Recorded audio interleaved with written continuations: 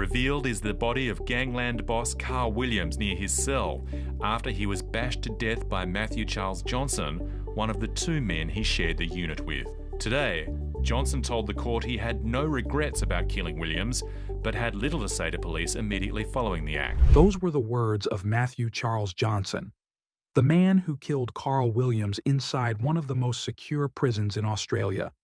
He didn't stab him. He didn't shoot him. He bashed his head in with the stem of an exercise bike. Slowly, repeatedly, in a unit with no blind spots and no guards coming. Carl Williams' death wasn't a gangland hit.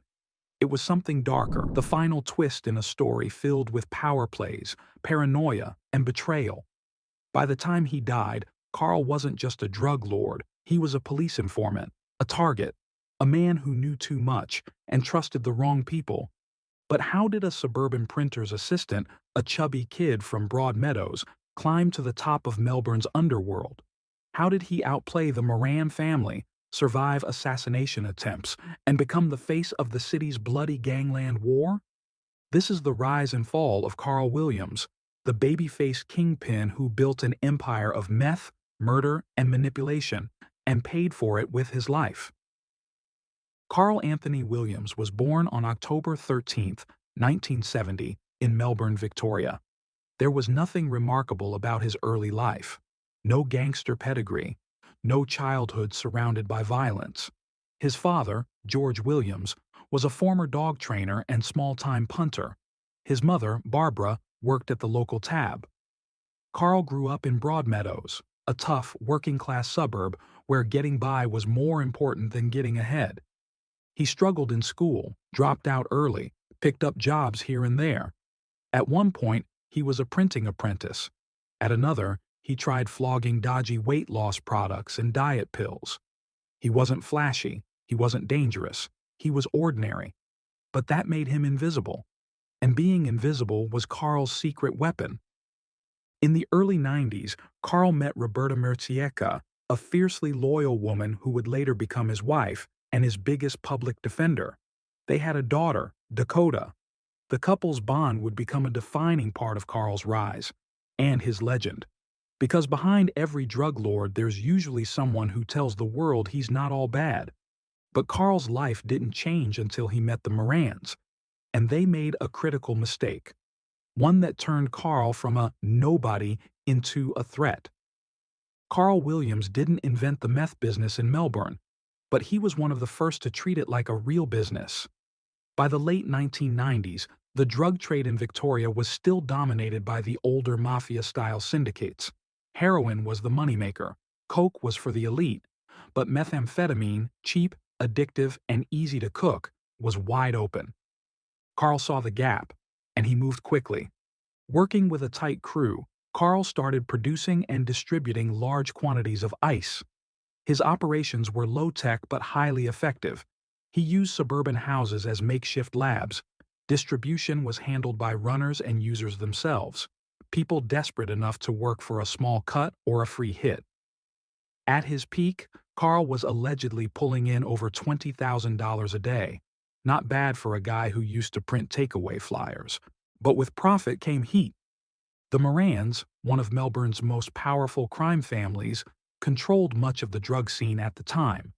They didn't like competition, especially from someone like Carl. Tensions boiled over in 1999 when Carl was shot in the stomach during a dispute with Jason Moran. He survived. Barely. But the shooting lit a fuse. Carl wanted payback, not just for the bullet, but for the disrespect. And in Melbourne's underworld, revenge doesn't come cheap. That shooting didn't just start a personal feud. It kicked off a war. The bullet to Carl Williams' stomach didn't just scar his body. It reshaped Melbourne's criminal landscape. Jason Moran might have thought he was teaching Carl a lesson. Instead, he created his most dangerous enemy. Carl recovered in silence. He didn't retaliate immediately. Instead, he expanded his meth business, built a tighter crew, and quietly started planning. What followed became one of the most violent periods in Australian criminal history, the Melbourne Gangland War. Between 1998 and 2010, over 30 underworld figures were murdered. Many of them had one thing in common. They were connected to the Moran family. The first major blow came in 2003. Jason Moran and his associate Pasquale Barbaro were gunned down in a parked van outside a children's football clinic. It was broad daylight. Witnesses saw a man in a tracksuit calmly walk up to the car and pull the trigger. The message was clear. No one was untouchable. Weeks later, Louis Moran, Jason's father, was executed in a Brunswick pub. Then, Mark Malia, a minor associate, was found burned in a wheelie bin. Bodies were dropping, and police were scrambling to keep up. Carl didn't pull the trigger himself. He outsourced the violence to men like Andrew Benji Venyamin, a loyal and volatile enforcer with a short temper and a long hit list. Venyamin was believed to be responsible for at least 5 Gangland murders and was practically Carl's shadow. But the war wasn't one-sided. Carl was targeted too. In 2002, a car bomb exploded outside his home. His father, George, was also injured in a separate shooting. The streets were hot, and Carl's paranoia grew.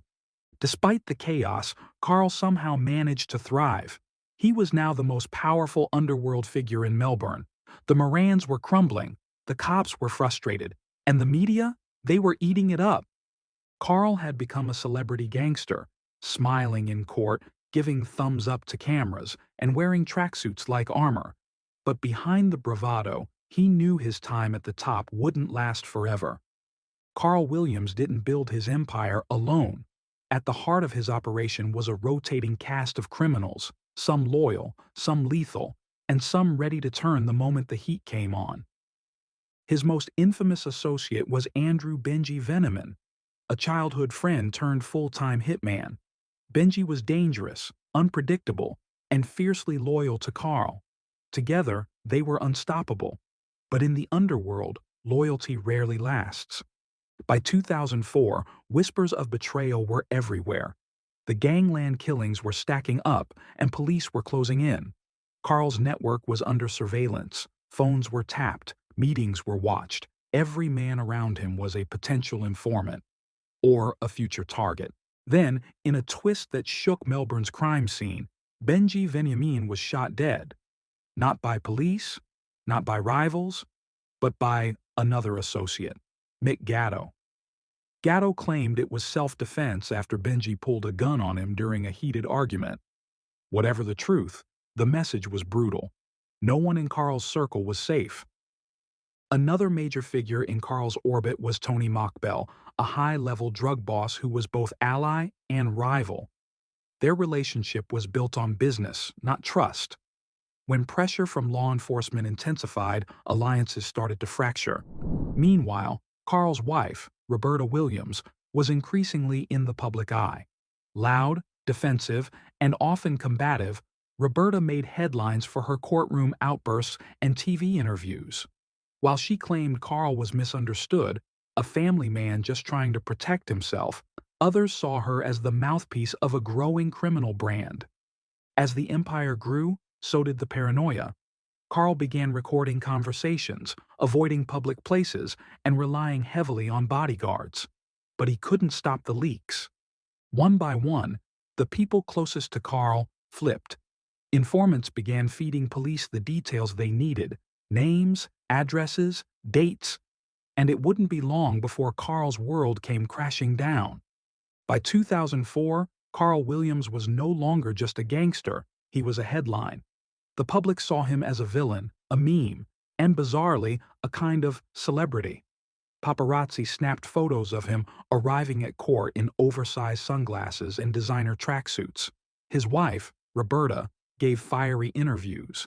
His daughter, Dakota, was paraded through the media as a symbol of innocence caught in the crossfire.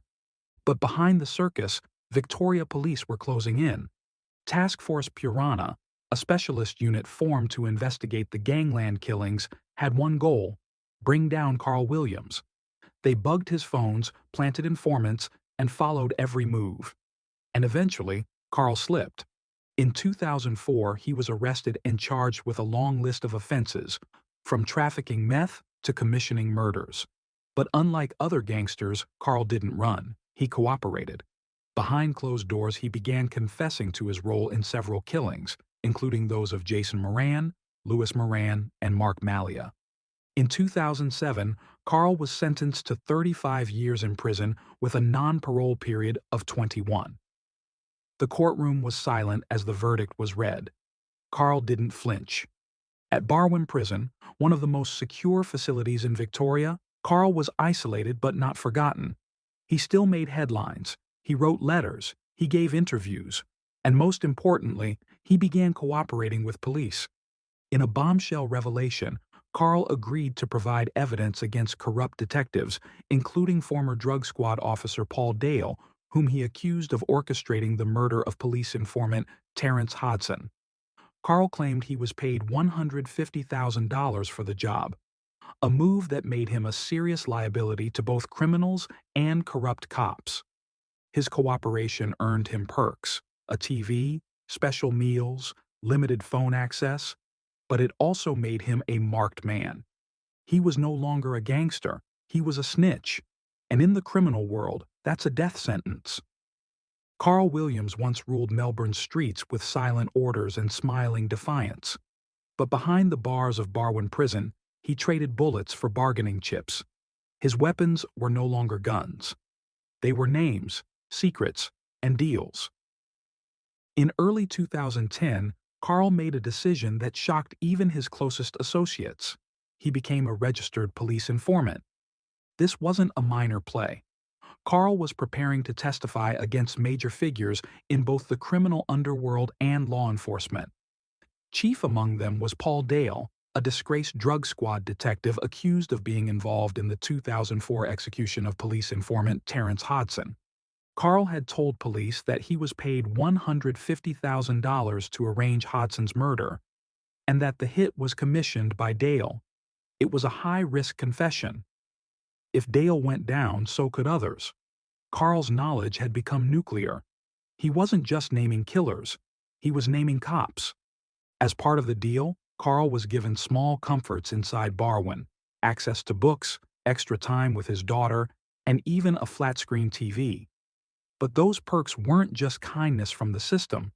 They were glaring signs that something was up. Word spread fast. Inmates started to notice. His unit mate, Matthew Charles Johnson, a convicted killer and founder of the prison gang Prisoners of War, wasn't just another inmate. He had rank, a violent history, and a deep hatred for informants. Carl's presence in Unit 13 was a powder keg, and no one moved to defuse it. On April 19, 2010, while prison staff were distracted and CCTV cameras kept rolling, Carl Williams was beaten to death with the metal stem of an exercise bike. Johnson struck him in the head multiple times, methodically and without interruption. The guards didn't intervene. Carl died minutes later on the concrete floor, alone. Later, Johnson told the court, "I acted alone. I have no regrets." Carl's deal with police died with him. The charges against Dale collapsed. His killers were locked up, but his secrets, the ones that could have brought down police and criminals alike, were buried with him. Barwon Prison was supposed to be one of the most secure facilities in Australia. Designed for high-risk inmates, it had surveillance, isolation units, and strict routines. But for Carl Williams, it turned into a slow-moving execution chamber. In his final weeks, Carl seemed oddly calm. Guards noticed he was reading more, watching movies, writing letters. He spent time with his daughter, Dakota, during heavily monitored visits. But behind the quiet demeanor was a man living on borrowed time. Everyone inside knew Carl had flipped. Word travels fast in prison, especially when it comes to informants. Even though prison authorities tried to manage the risk, the signs were there. Carl was left alone in Unit 13 with two other inmates, one of whom was Matthew Charles Johnson, the leader of a prison-based white supremacist gang. Johnson had already served time for murder and had a reputation for violence. On April 19, 2010, he made his move. Security footage later released to the public showed a horrifying scene. Johnson walking toward Carl with the metal stem of an exercise bike. What followed was a brutal, calculated assault. Carl was struck repeatedly in the head while the guards, just meters away, didn't intervene. The official excuse? They didn't see it, but for many, that explanation was too convenient. Johnson later claimed Carl had planned to kill him first, using a sock filled with pool balls. He pled not guilty, citing self-defense. The court didn't buy it. He was sentenced to 32 years for the murder, but for Carl's family, the damage was done. Roberta Williams lashed out at prison authorities, accusing them of knowingly putting Carl in danger. An internal investigation found multiple failings in the way Carl's housing and protection were managed, but no one was held criminally accountable. The man who once brought the underworld to its knees had been killed in one of its most fortified cages, and somehow, no one stopped it. Carl Williams died on a cold concrete floor, alone, in a unit built to keep people like him alive. But his story didn't end there. In the years following his death, Carl became more than just a criminal. He became a character in Australia's collective memory. His rise, fall, and murder were immortalized in books, documentaries, and the hit TV series Underbelly, where actor Guyton Grantley portrayed him with eerie accuracy. For many Australians, Carl Williams wasn't just a name. He was the face of a generation's gangland violence. But beneath the pop culture, the legacy is darker. Carl changed the game. He didn't come from a crime family. He wasn't mafia royalty. He was a printer's assistant who saw opportunity in meth and moved faster than the people trying to stop him. He weaponized paranoia, built a murder-for-hire business model, and turned betrayal into currency. And in doing so, he exposed the fragile boundaries between cops and criminals, between justice and corruption. His death didn't end the violence, it just shifted it. The underworld he helped shape continued. New players, new deals, same game. And the justice system? It was left with questions. How could someone so high profile be so vulnerable? Why didn't anyone intervene? For his daughter, Dakota, and ex-wife Roberta, life became a media circus. Magazine deals, reality TV rumors, tabloid drama. The Williams name still draws attention, but it also carries a weight no child should have to bear. Carl wanted to be remembered, not just as a kingpin, but as someone who outsmarted the old guard. In the end, he became something else entirely, a warning, a reminder that in the world he ruled, power is temporary, loyalty is fragile, and death is always waiting. Sometimes just a few cells away.